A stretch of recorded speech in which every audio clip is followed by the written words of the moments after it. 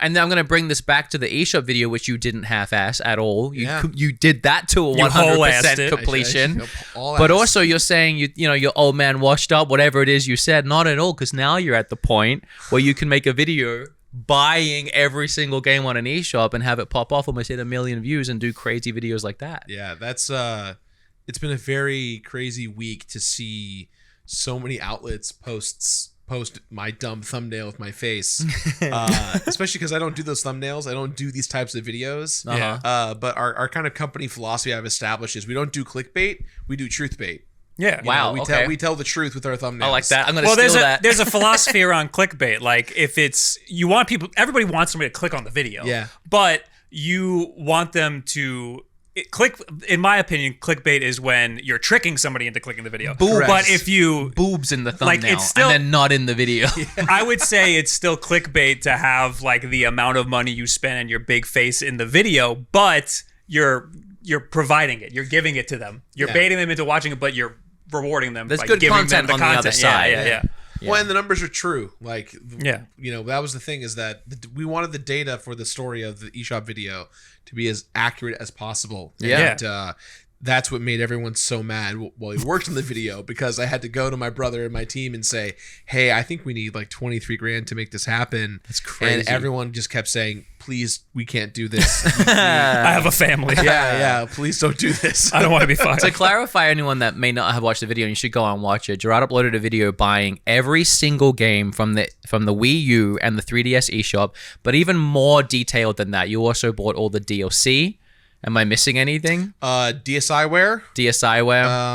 And virtual console. And it took you almost essentially an entire year. Yeah. And what I appreciated so much watching the video too is it's seeming like you didn't fudge anything. You really did it. Like, a lot of creators could easily have just done a quick cut video buying every game, but you went into the detail of like, then we found out if we want all the DLC, we've got to play some of these games. It was a story. Past like 6 chapters. It was a story, and it went through all of the hardships you had actually trying to accomplish. And all of that really shows that you were really trying to buy everything. Yeah. And you could have skipped, and no one ever would have called you up on it, but you really went in.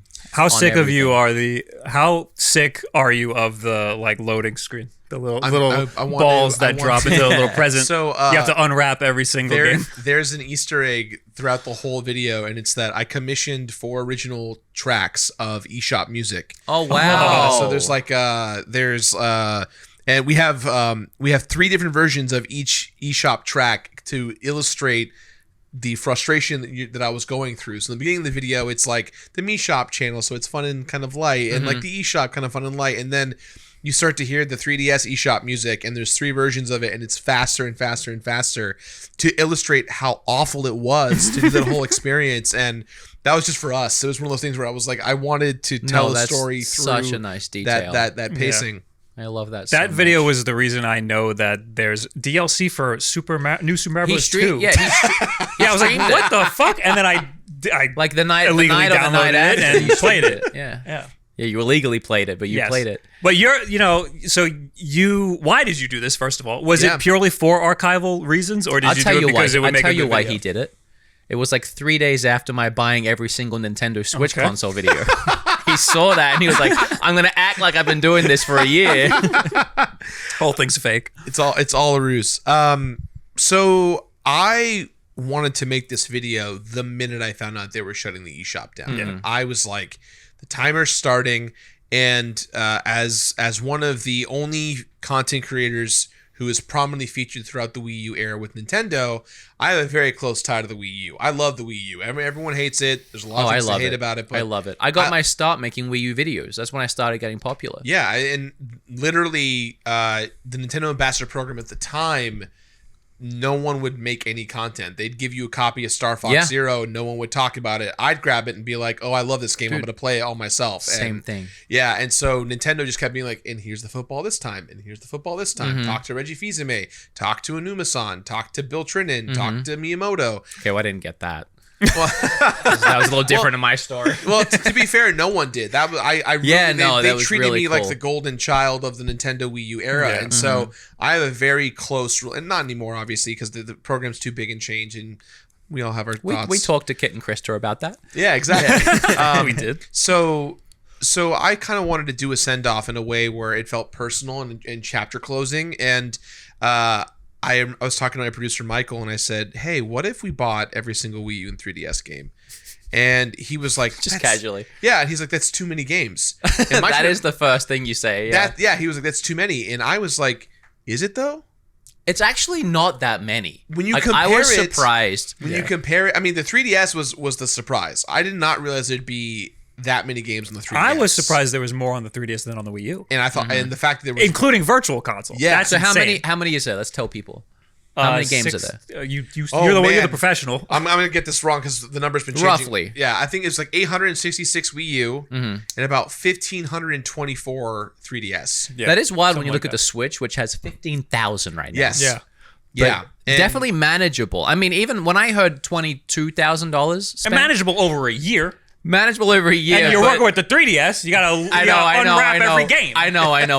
But like, I heard it's a psych test. Yeah. I heard the money and I was like, oh, that's a lot, but also not as that much as you think. Yeah. You saw it and you were like, I could maybe I do have 22,000. That's what you thought. That I saw when we did the math, I said, "Oh, it's not that bad." Yeah, it's not that bad. And that's why I was like, $22,000 is a good clickbait headline, right? It's like that's the narrative of the story. Yeah.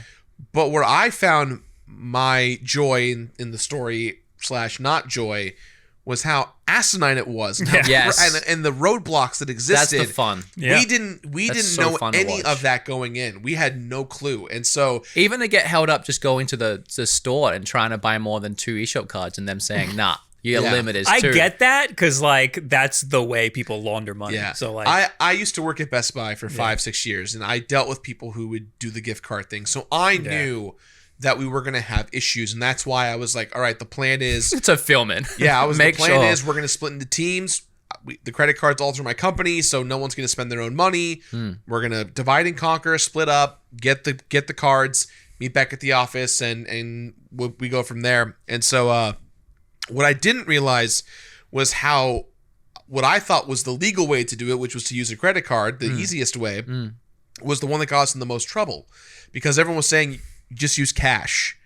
And I go, I'm not going to take $18,000 at the time and eventually 21 for the video with a briefcase of cash. Yeah, that would have been good. I mean that's a very Mr. Beast thing. Yeah, but it is. I didn't want this to be a Mr. Beast video. I think it's because people usually have fake credit cards when they do that. Correct. I used to work at GameStop. Yeah. It was the same situation. We didn't say this in the video because we cut it because it kind of felt like it muddied the narrative a little bit. But in that video where we go to Best Buy, that's the Best Buy that I worked at. Oh, and so that's awesome. They let me get away with murder because they knew that, one, I'm not going to steal from them. Yeah. 2, I'm a massive content creator now, so Best Buy could easily just report that I did this. And 3, all the homies, I'm a huge fan of giving back to the people that I grew up with, and so I actively go to that specific Best Buy only to purchase all my gear for my show, because I know that the employees that are working there, they have to report to the bosses, hey, we're low budget in computers or gaming today. And then when they see a spike, they go, oh yeah, Gerard came and he bought a bunch of stuff. So nice. But yeah. Also, it's fun to go back to where you used to work and be like, I don't have to work here anymore. Sometimes it is.